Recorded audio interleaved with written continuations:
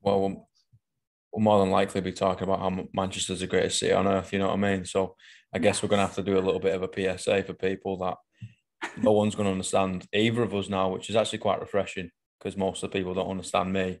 And then whoever I'm talking to, they're like, okay, cool, they're speaking English.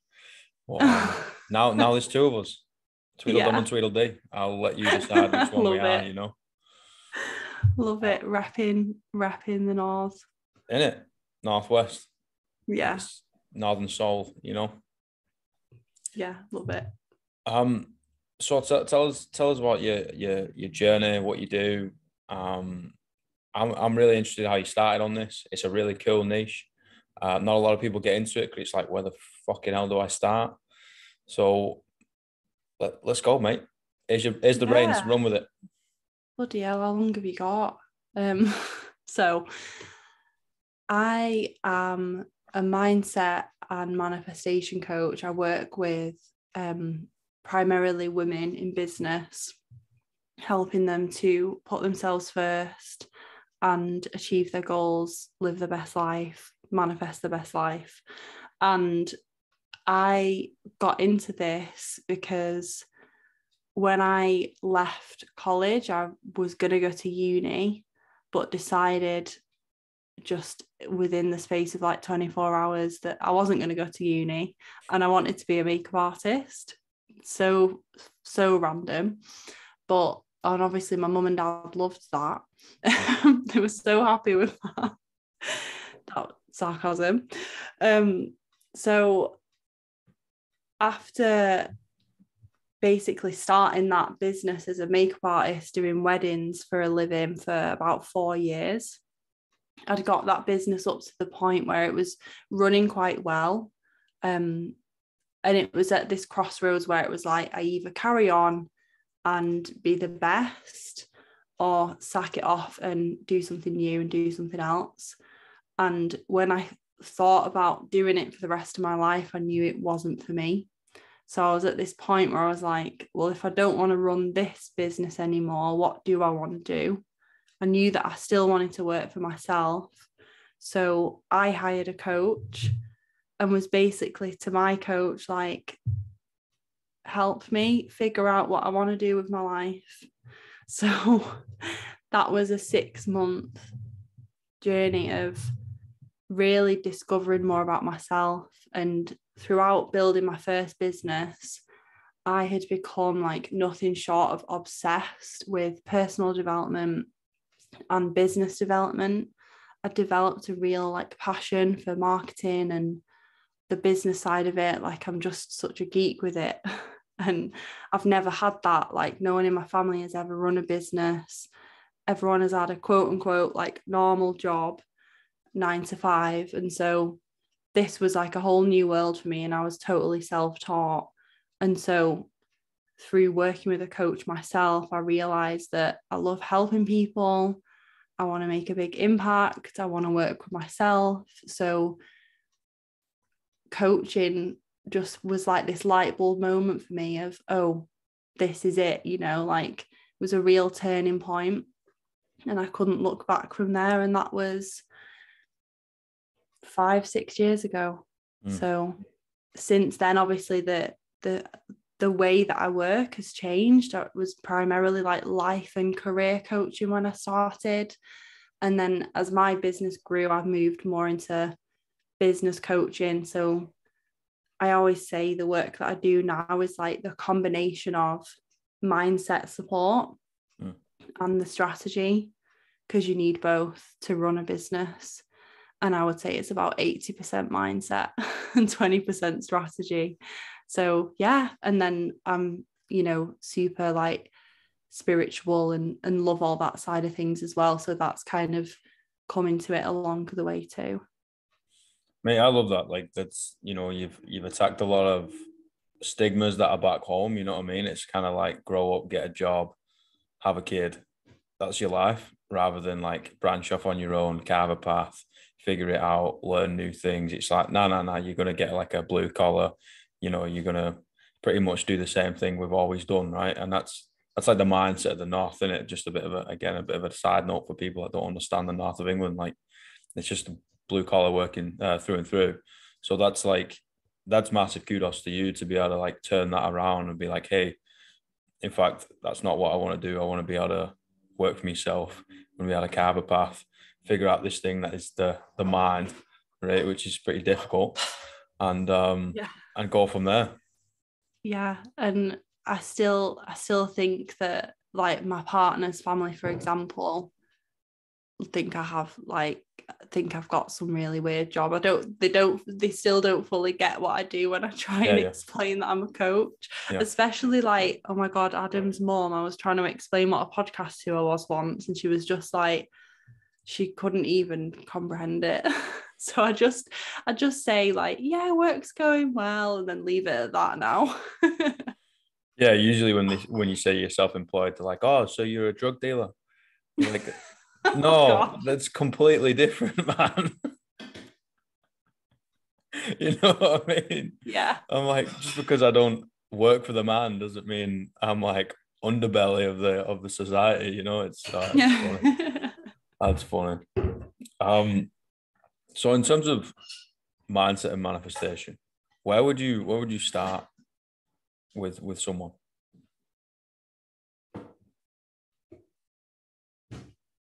I would say self-awareness, really getting to know yourself.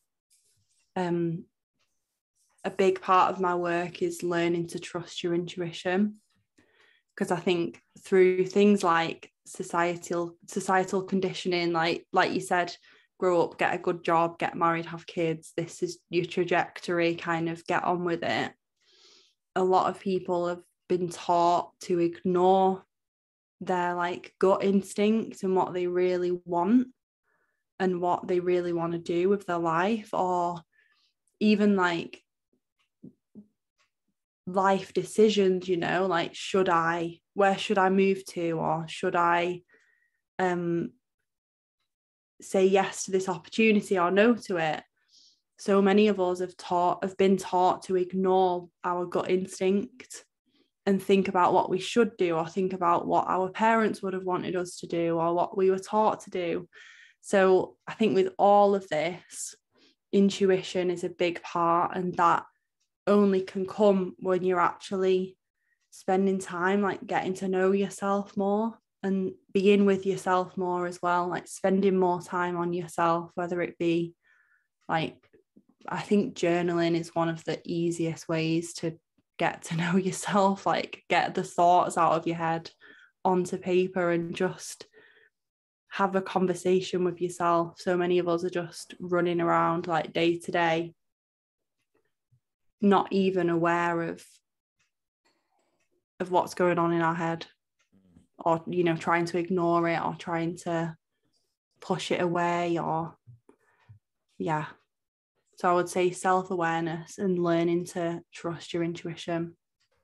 I 100% agree. I think self-awareness is a superpower, and you know, I think people get, you know, they get tripped up on their thoughts, right? And thoughts is like a conveyor belt. We have about 1 billion every day, and through the process, like you said, of writing them down through the journaling, right, you can actually look at it from an objective angle rather than the emotions tied to it when it's in your head, and you'd be like, that's actually a really shit idea, we're gonna let go of that one, right? It's just like, oh, that's daft, that doesn't make any sense, we're gonna let go of that one too. And you're like, wow, that one's a gem, let's polish it. And you know, it's a really important practice, but again, like you said, like it's something that we're never taught, right? It's like you are taught to be one thing. We're going to take all these different people from all these different areas and backgrounds and whatnot, and you're going to have to be one type of person. And that doesn't make any sense to me. Like I kind of sit back and look at it and like, what's going on? You know, we're no longer in the Industrial Revolution, which the north of England is pretty much still based upon, right? It's like, okay, you all have to like work in the mine or the factory or the mill or whatever. Yeah, okay, great. Like that got us through 150 years and built an empire. Okay, fantastic. Now what? Yeah, and I think from like the spiritual perspective as well, I believe that we're all here for our like own unique journey and reason. And you know, when for example, talking about manifestation and law of attraction, some people are like, well, not everyone can have that, or not everyone can manifest that. But my answer is always, well, not everyone wants to, you know.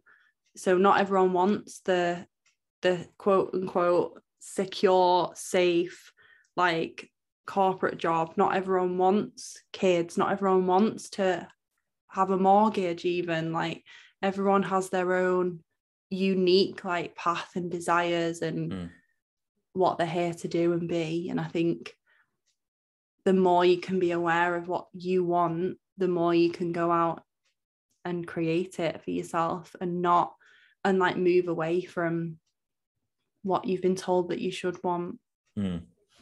Yeah, it's we're already conditioned, right? As a kid, it's like, you are now this, you are this, you are this, you have to become this, right? Rather than like allowing life to grow. It's more, you know, like with vines, for example, you need the house for the vine to climb up the house. All right, you put the sticks in the ground and allow the tomato to climb up the sticks. It's like, it's never going to go anywhere else. It's attached to it. You put a piece of string around it and it's attached, and it's very linear. And life ain't linear, you know. It flows here, there, and everywhere. Yeah. I got a question. What does purpose mean to you?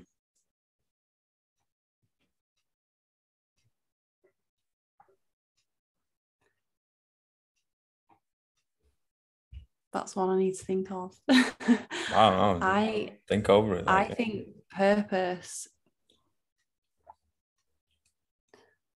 to me, purpose is like who I'm here to be and what I'm here to do. And I think the impact that is going to have on the planet and the people around me in my lifetime.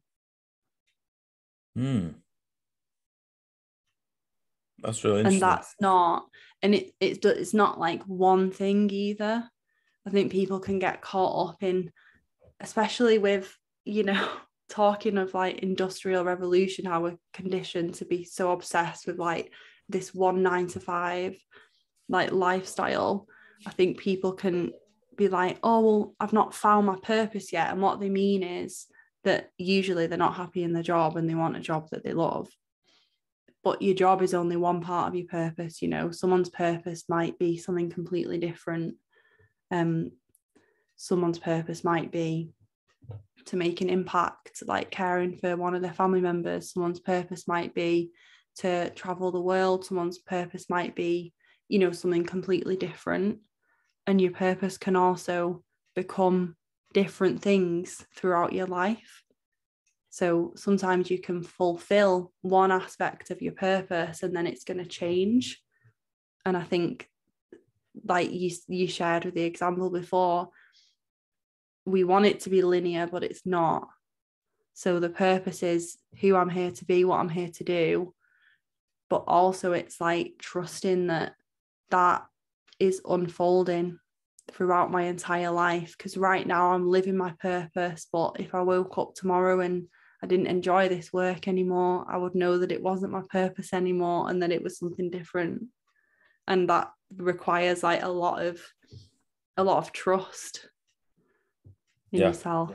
Yeah, it does. Like we know life is about growing, right? And kind of meandering around and adapting and changing. Yet we stay on this like set path of our purpose. And if we're like flowing here, there, and everywhere and going down the wrong paths, the right paths, you know, changing and adapting, like you're gonna stray away from it quite a lot rather than being homeostatic and just kind of stuck on this set point. So I think it's really important, like when you said it can change. You know, I think purpose is a man-made thing. Like I think you kind of create it for yourself to take you from one situation to the next, and then that might no longer serve you or the people around you, right?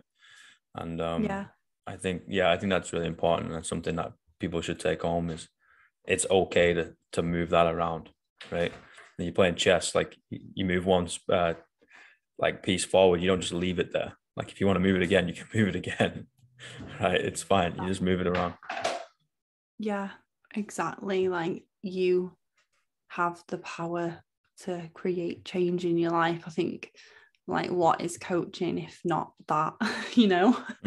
Just helping people understand that they can move, like they can do something different. They can say fuck it to this job and move to a different one, or leave where they live and move somewhere else. Like, you get to decide. Yeah, it's taking the accountability as well, right? Rather Yeah. than like life is happening to me, it's like happening for me, but ultimately, if you like don't, I rustled a lot of feathers the other day. This is kind of touching on manifestation. I was like, if you lie in bed manifesting, nothing's going to happen. Right. Yeah. You know what I mean? I'm like, yeah, okay, great. Like, we need both. I believe we need both, because that's where we're going to go furthest. But if you're like lying down or not doing anything and just be like, oh, it's coming to me, I'm like, okay, good luck, princess. Like, nothing's going to happen, like no one's going to turn up at your door, give you a high five and be like, here's $1 million. Like, you're just a rad person, I like you, here you go, here's a great opportunity. It's like, nah, you need to kick down the fucking doors. But at the same time, like, if you didn't like create that space for you to sit into, to be able to put out a little bit better energy and all that shit, I do believe that it's still not going to come back, or not as effectively.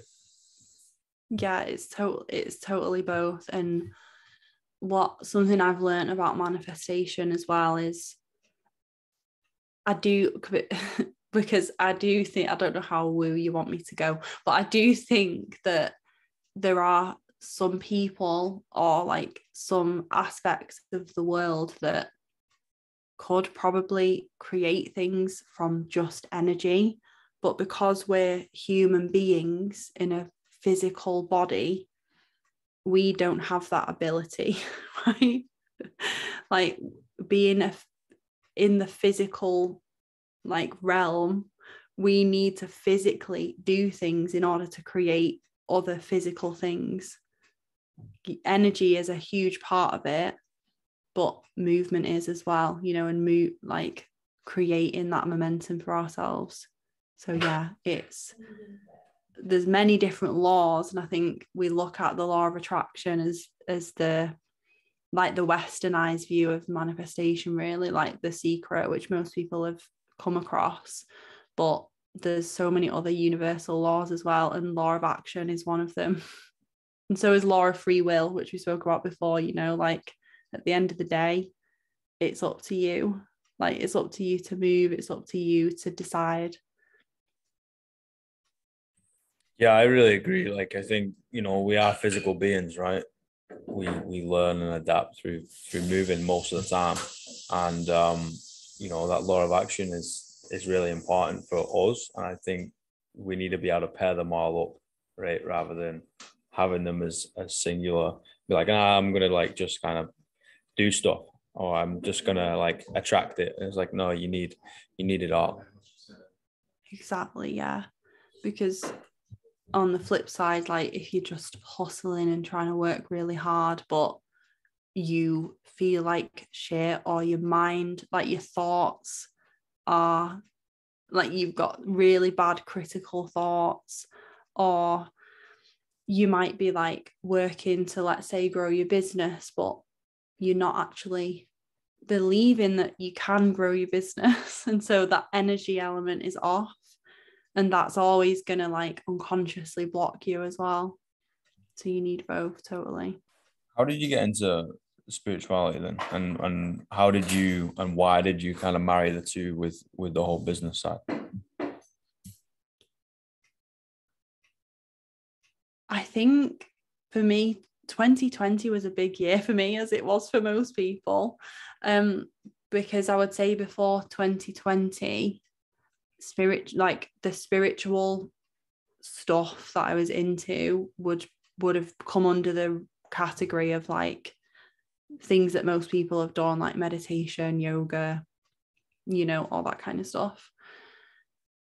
And in 2020, I was really like, I think at the start of the year, because I almost like decided that it was going to be the year I was going to grow my business, because up till then it was like really steadily like ticking along, but not really gaining much traction. And so I got into like tarot and like oracle cards, which are an amazing tool because it's all about your intuition, because your intuition like pulls out the message that you need. So I'd got into using them just as like a fun morning routine, like with my tea and like my journaling and everything. And then I started incorporating more affirmations and things into my journaling, and I started to feel those like non-physical changes, you know, because I wasn't always doing things, like I wasn't always taking action, but I felt different in myself, and I felt the energy, right? Like I felt my energy shifting.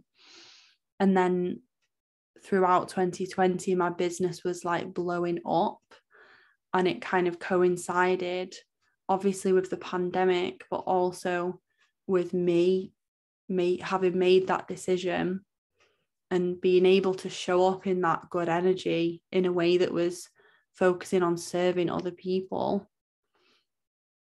And during that kind of that period, I would say from like March onwards, I really went in on like the spiritual practices and, you know, doing my own, working with my own coaches. Like I've done since 2020, I've done a lot more like healing and trauma work, and that really ties into the spirituality for me. And it just became this like snowball effect of, you can't, if you're doing something differently in your life and you're seeing different results, like you can't deny that the two are correlating in some way. And for me, it was bringing in spirituality into my daily life. And I think also like really, really believing in it and having that faith, because obviously at the time, no one had a fucking clue what was going on or what was going to happen. And probably in hindsight, like putting faith in something bigger than me was like exactly what I needed to get through that year, like personally with my own mental health and everything, but also to then be able to show up for my clients still on an even bigger level, because that's when I launched like group programs and other things during lockdown. So yeah, it was an accumulation, but I would say it really came to a head around like mid 2020.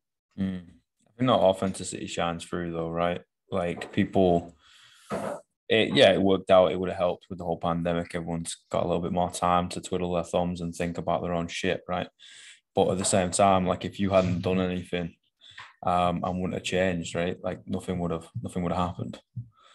Yeah. So you had to have taken the accountability to do. I think it's really important that you said everyday life, but it's that consistency, right? It's the it's the little and often that you end up getting places, rather than like sitting down and doing like, I don't know, a spiritual retreat every 10 years for a week. You're like, okay, great, that might like really help you out and be fantastic, but is it going to help you in 3 years time? Probably not. You know, you need to be able to do those little things often. I like the morning routine. Some people like night routines. Some people like kind of meander on through their day and slightly adapt how they do things throughout the entire day. But I'm on the same page with the morning, 100%. Yeah. Yeah, it's like what we were saying with manifesting. You know, some people think that it's making a vision board and putting a picture of a car on your vision board, or like you're having a successful business, or you're making X amount, or you live here, or you've traveled here, or whatever, and then it's just going to happen. But you actually have to be showing up every day, taking the action to get there, but also feeling how you're going to feel when you have it, and like being the kind of person who already has it.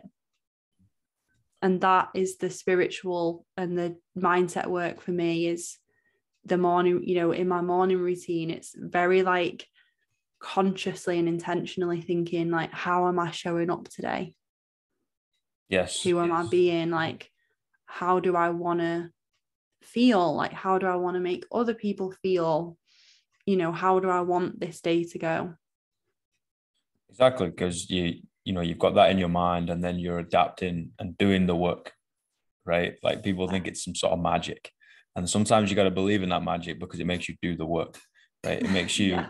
makes you hold on that little bit longer, and you try one more time, right? And then that last time is when it happens. And you're like, oh, like it must be magic. I was like, no, it's because you actually did the work. But if believing in magic gets you there, then fantastic. You keep doing you, man. Like, it's getting out of bed and fucking actively being okay.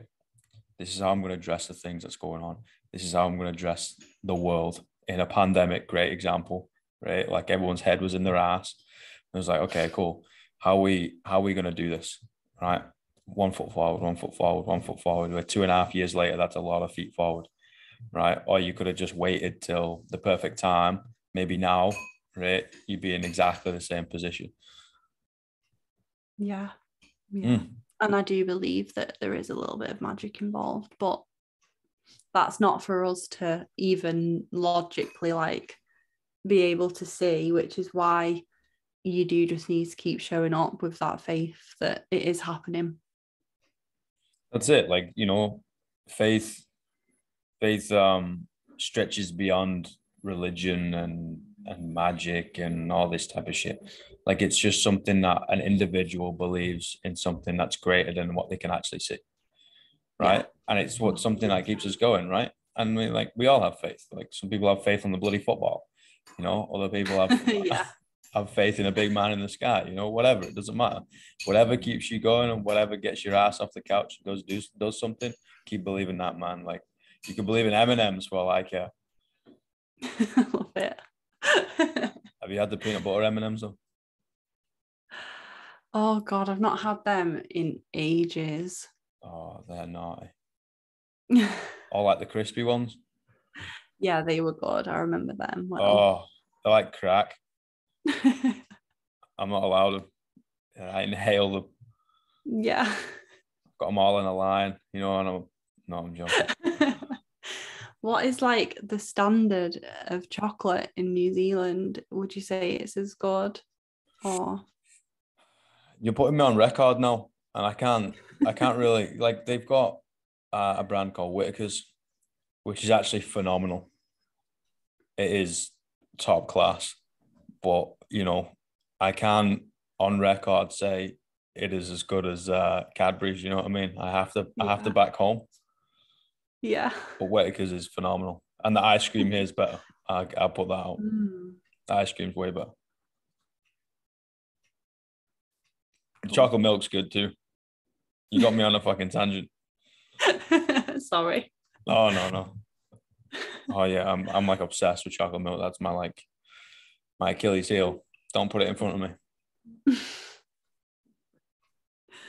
Love it. No. So spirituality. What does that mean to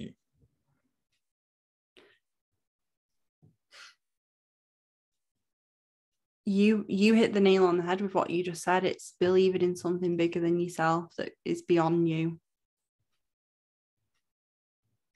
Yeah. Yes, I think a lot of people outside, because I'm the same. I'm a bit spiritual, right? I think a lot of people outside of this group scene, whatever, would look at it and be like, "Oh, you sat in the floor with a stone of circles around you, circle of stones around you, wrong way around, burning sage, going all night." And it's like, no, dude, that's like a TV drama. It's like, yeah, there's some people that do that, and that's what they want to do. Fantastic. Do you think? But it's like it's the little things. It's the faith. It's understanding the vibe that someone brings to a conversation or an environment, right? Like we've all been in a situation where you're just like, I don't like that guy. It's like, why? He's not done anything. I was like, I just don't like his vibe. He's a bad egg, and Yeah. usually it comes true, right? Yeah. It's like everything is energy.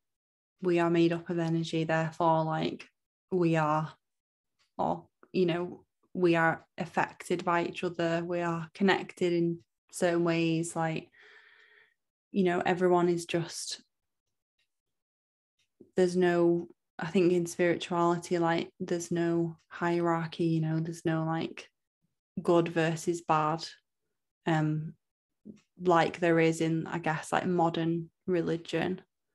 There's no, you know, there's no rules in the sense that like you need to do this in order to be a spiritual person, right? In order to get in to the club. Like, no, like you're literally just a spiritual being having a human experience, because you're just made up of energy. We're all made up of energy, and the whole universe is made up of energy. So we're literally just here on this planet for whatever fucking reason. And you know, that to me is the spiritual experience, if you will. It's like a sixth sense, right? I think naturally we do have a sixth sense. Animals is the greatest example, right? They can tell with some things, and they know when the weather's going to change, for example, and they know whether people are good or bad, whatever that means, you know. And it's like, I think we rely way too heavy on like verbal communication. You know, like a lot of people now like don't even pay attention to like non-verbal communication or like visual communication, right? That's just kind of been pushed to the side, and it's just like, nah, use your words and communicate with me, and everything else I'm just going to forget about. It's like, nah, there's so much more to it, and I think a sixth sense is one of them. And I think like most people just push it to the side and was like, ah, it's all poppycock. And you're like, if you took the time to understand it and just kind of be aware, all you got to do is like observe, right? You would learn so much about so many people. And then the synergy between other people, right? Like I got it through coaching. You just kind of, you come back and observe people in a stressful environment, or when they walk into the gym or whatever, and you're like, oh, right, I can understand, because then I need to provide a different service to these people depending on what they then give off. Yeah, and it allows you to be intuitive then with your clients, doesn't it? And you're learning people, you know, where like life isn't complicated, but humans are complex. You know, like there's a lot of different things going on in there. Yeah, that's so true. And we have no idea what's going on with ourselves, never mind someone else. You know, you walk in and like, if I don't fucking understand myself, how am I supposed to understand you? And I think it goes back to what you said right at the start. I was like, making that space for yourself, you know, and like allowing yourself to have that space and working on you, right? And then you can help other people. Yeah, 100%. What would you say is like the biggest personal barrier to doing this work that I've experienced? Yeah, or like a client's coming to you or anything.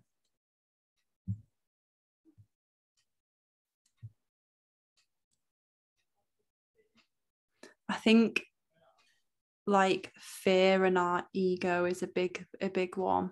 Yeah, fuck yeah. Because of often because of our conditioning, or like our own experiences from the past, our upbringing, like trauma, you know, there's so many things that could impact.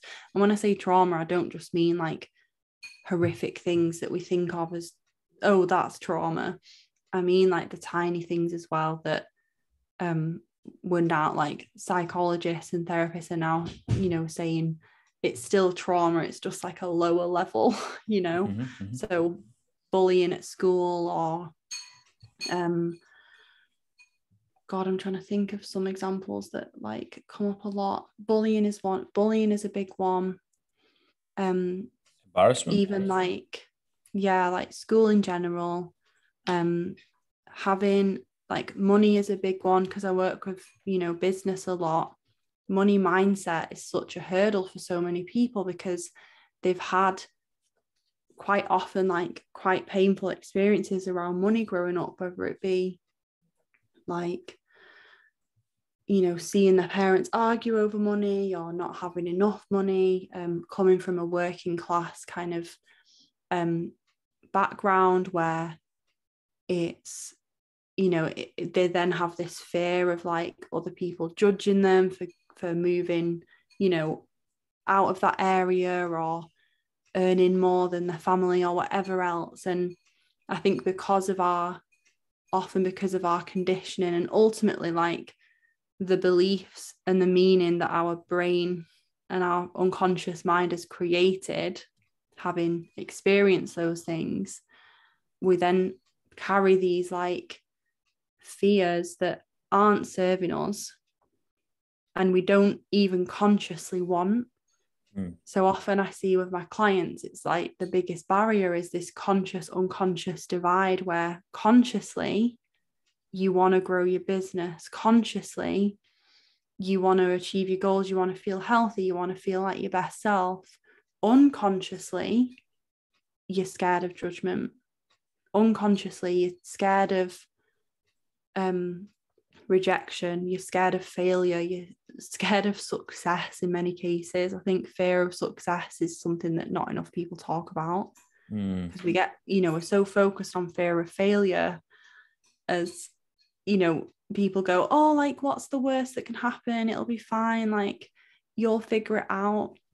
But there's so many people walking around actually scared of figuring it out, because it means that they then have other fears of like maintaining it, or, you know, what they've been taught it means, like if you're rich and successful, right?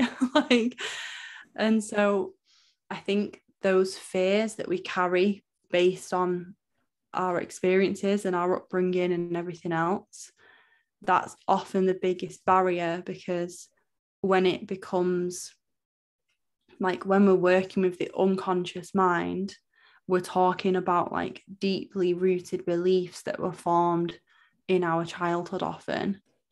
And as an adult, like doing personal development, that's not the easiest thing for people to undo. It's not impossible. It's certainly possible too, but it takes a lot of courage to go there and like, you know, ultimately to release that and heal from it and let go and move on.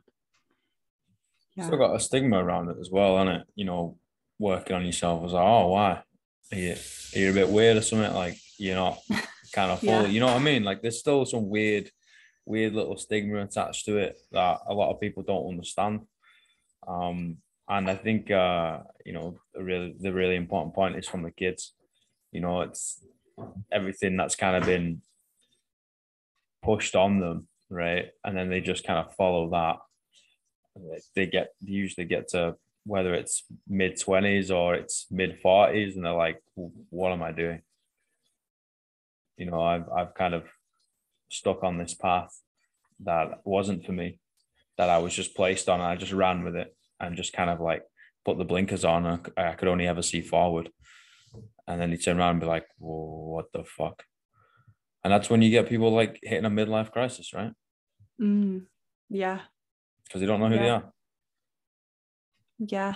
Or they're so stuck because they thought that they had to do this, or like they've not done certain things because they thought they weren't allowed to, or like the little inner child, like that, you know, 7-year-old that formed a belief that I need to make my dad proud. And so you've got this like 40-year-old guy who still has that child, like really deeply rooted belief, like I need to make my dad proud. And that's it then impacting like him showing up to a job that he fucking hates. And he actually wants to quit and like travel the world, you know? So that's just a random example that popped into my head. It could be anything, but yeah, people don't often struggle to go there because it feels, I think some people feel a lot of shame around looking at it, because it's often either like painful or like irrational. I've known, you know, so many of my clients are like, I feel stupid saying this. I feel like ridiculous that I'm a 35-year-old woman, and I'm telling you a moment when I was 7 when my mum said this to me, and I'm like, you don't feel stupid, because that's literally how our brain is wired to survive. When you're 7, all you're focused on is looking out into the world and creating meaning around you. So, oh, when I do this, I am loved, I am accepted. When I do this, I am told off, I am rejected. And so you still have that programming as an adult, and there's nothing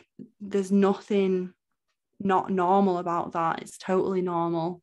But people, just, with everything, personal development, and especially if we go into like mental health, it's not always easy to look at, is it? So a lot of people, like, it just feels safer to avoid it. Yeah, it's easier to bury it up, right? It's easier to kind of cover that bad boy up. I fight it with aggression because it's irrational and emotionless. You don't feel anything when you're angry, right? Well, you feel angry, yeah, granted, but you don't feel any pain. So it's easier to do that than the other way around, and feel it, digest it, get over it, work with it, rather than allow it to end up hindering you and be like a ball and chain, right? Slow you down. I think Jim Carrey has the best kind of quote on like depression, because he turns around and goes, it's your body's way of telling you, fuck you, I don't want to play this character anymore, right? And everybody's playing a character. Everyone's playing this like make-believe character that I think you're going to like, so I'll play that character more than myself, and then that will be accepted in a workplace or a family or a friendship or a relationship or whatever the fuck it is, right? You're like, yeah, no wonder everybody feels lost, man. We know this make-believe narrative, make-believe character that doesn't even fucking exist, right? More than we know ourselves. So then when someone asks you a question, right, like, who are you? What are you? What do you want to do? And you try and create those connections with other people, right? How are you supposed to do that? Because you're going to have no idea who you are. So then it's just this fake belief. Okay, we've got a connection between our two avatars. Like, I mean, a good example of it is this new fucking metaverse thing, right?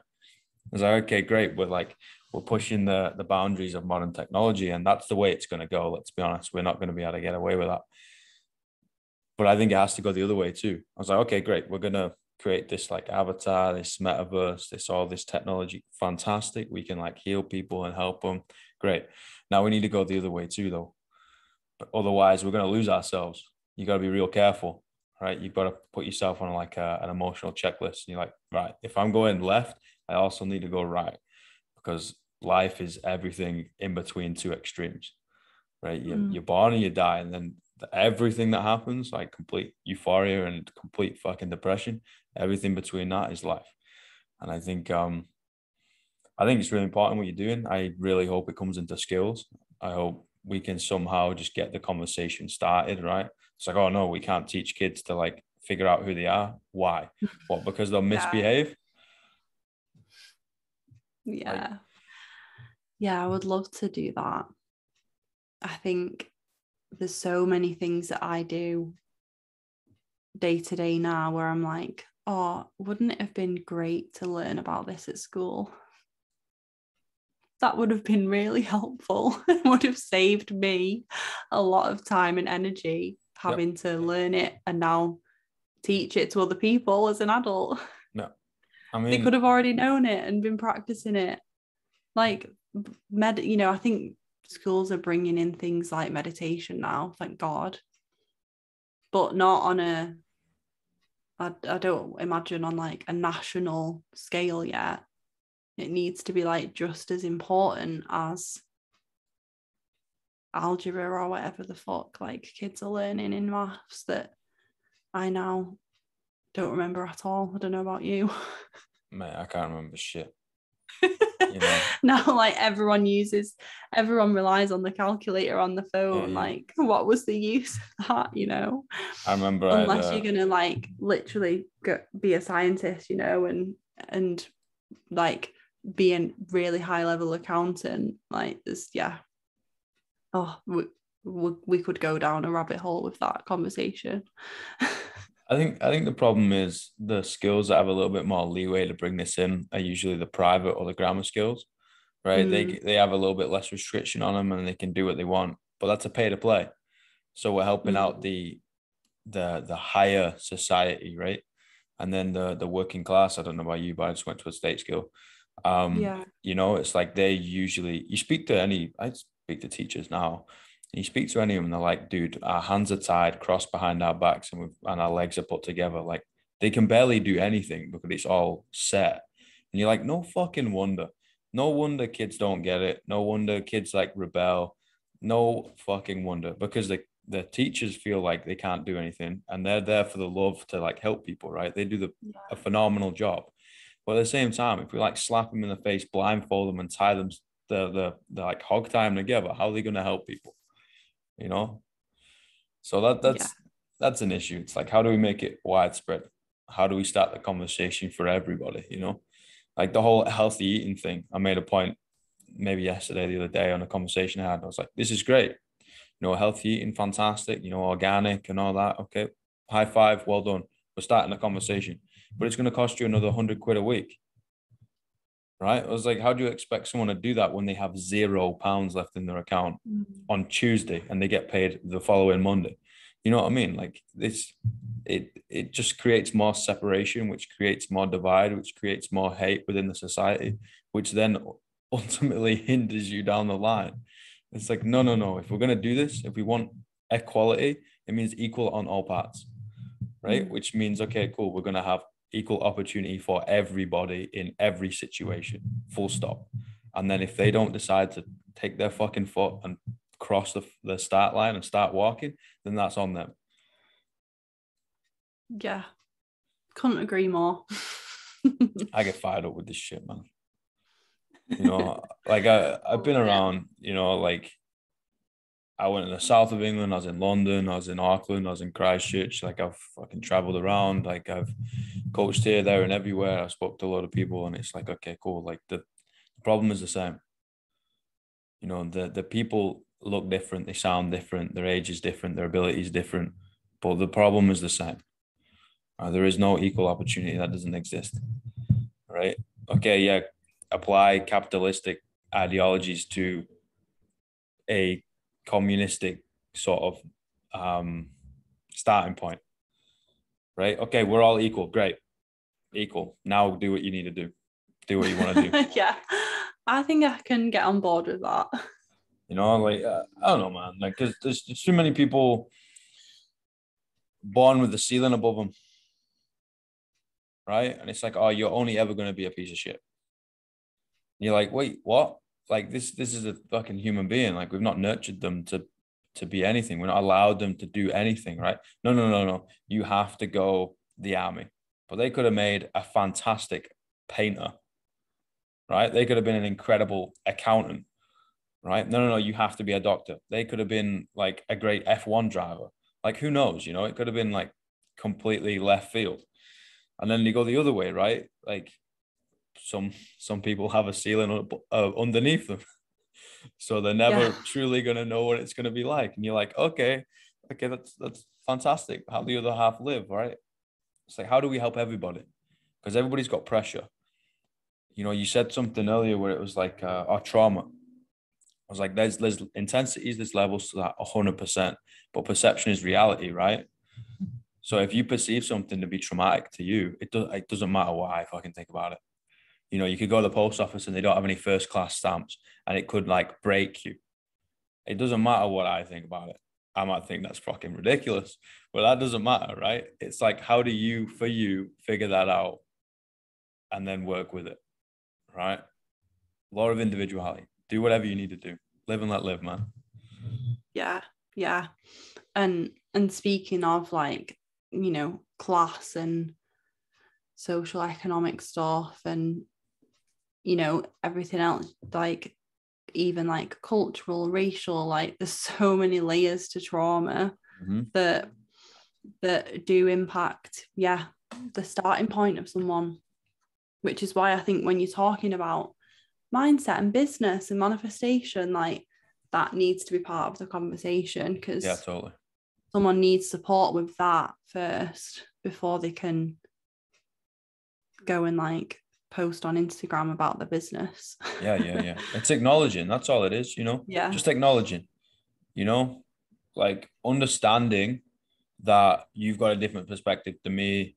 You got a different like starting point to me, potentially, right? Potentially we've got different ones. Who knows?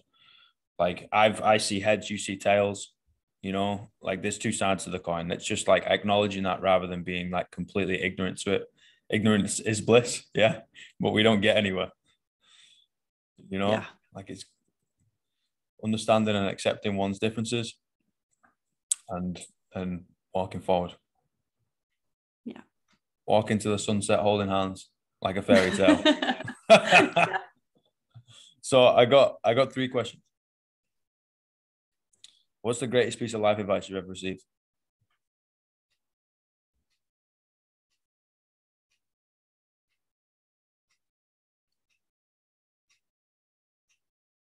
The thing that comes to mind is just like be yourself and do your best.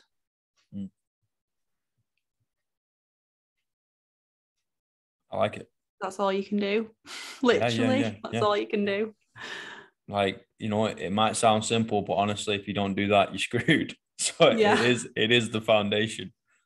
And it's one of them things where at the end of the day, if you're yourself and you're doing your best, then that's all you can do. So the rest is out of your control. It reminds me of home. It gives me that deja vu. It's always just do your best. Yeah. Like when you asked me that, I just thought of my dad, like my whole life, just do your best. Like, I hope they like me. Oh, just be yourself. I love it. What's the worst piece of life advice you ever received?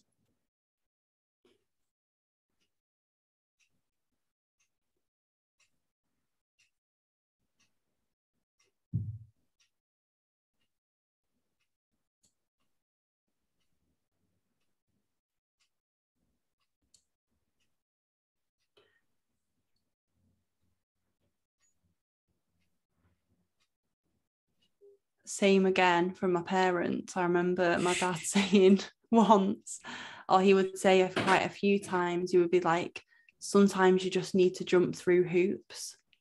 I remember him saying that, and I think that's, it's very much that like corporate like way of moving through school and uni and then getting your job. You'd be doing, I remember like my brother would be annoyed about an exam, or like we'd be asking him about something to do with work, and he'd be like, sometimes you've just got to jump through hoops. And he said that because that's, you literally, if you have like a corporate role and you're in like a school system, you literally do need to jump through hoops, otherwise you're going to get kicked out. But I think somewhere along, I've obviously not taken that advice for one, and somewhere along the way I've probably thought, no, I don't want to jump through any fucking hoops, I want to find my own hoop. Oh, I relate to that so much on so many levels. It's like, maybe you just need to, keep your mouth shut and do this because people want you to do it, but it doesn't make any sense. No, but they want you to do it because it's their way. I was like, I'm sorry, but I can't do that. Like, if it doesn't make any sense and you're not open for a conversation and it's a fixed, closed-minded thing, like, go fuck yourself. I'm sorry, but I can't do it. Yeah. I think that's the stubborn northerner. Yeah. And I mean, like, that's why I work for myself, because I'm not jumping through anyone's hoop to get a paycheck at the end of the month. Like, nah, not for me. Like, there's pros and cons with everything, right? Yeah. Like, there's a lot of difficulties with being self-employed, but you do also have the freedom of that. And if that's who you are, like, we're big on be yourself, be authentic and whatever. And yet you're not willing to jump through hoops, then you'll get castrated and pushed to the side. It's like, no. If you want authenticity and someone to be themselves, and that means they've got to work for themselves, and they got to work for themselves. Yeah. It doesn't mean they're a bad person. It means they're being themselves. Yeah. What's 3 words you'd tell your younger self? Put yourself first. Oh, That's the name of my business. That's the work that's literally the purpose I'm here for. The work that I do is to remind people to put themselves first. So with my younger self, I would say, in any situation, whatever it is, whatever you're struggling with, whatever question you have, like, my answer is almost always put yourself first. gorgeous. Absolutely gorgeous. I appreciate that a lot. Thank you very much. You're so welcome. Thank you for having me. Mate, yeah, I like everything you're doing. I really appreciate it. So thank you for the work you're doing. Oh, it's honestly a pleasure to do it. So I just think you're bringing a lot of important things to the conversation. You know, the beauty is, hey, you know, they listen to you, they follow you or whatever. Do they have to like sign up, pay dollars and do the thing? No, they don't have to. Right. But you've started the conversation, and that's the most important thing. I think, you know, it's saying, hey, okay, there's 2 sides to this. You can like kind of glance at both sides, figure out which way you want to go and go down that way. And fantastic, we're going to be here for you regardless of which thing you choose, rather than just being on this set path. And I think that's really, really cool to watch and really important for society, man. Yeah, love it. Thank you. Look after home. I miss that city so much, but fuck knows whenever I'm going to be back. When you're going to be let out. Yeah, that's it. Yeah, and which way my rubber dinghy's going to float? You know, I'm just going to get in this dinghy and push off and be like, fuck it, where do I go? You know, be a little bit nomadic. All right, mate. I appreciate your time, and we'll speak soon. Great. Speak to you soon. Easy. Bye. Bye, everybody.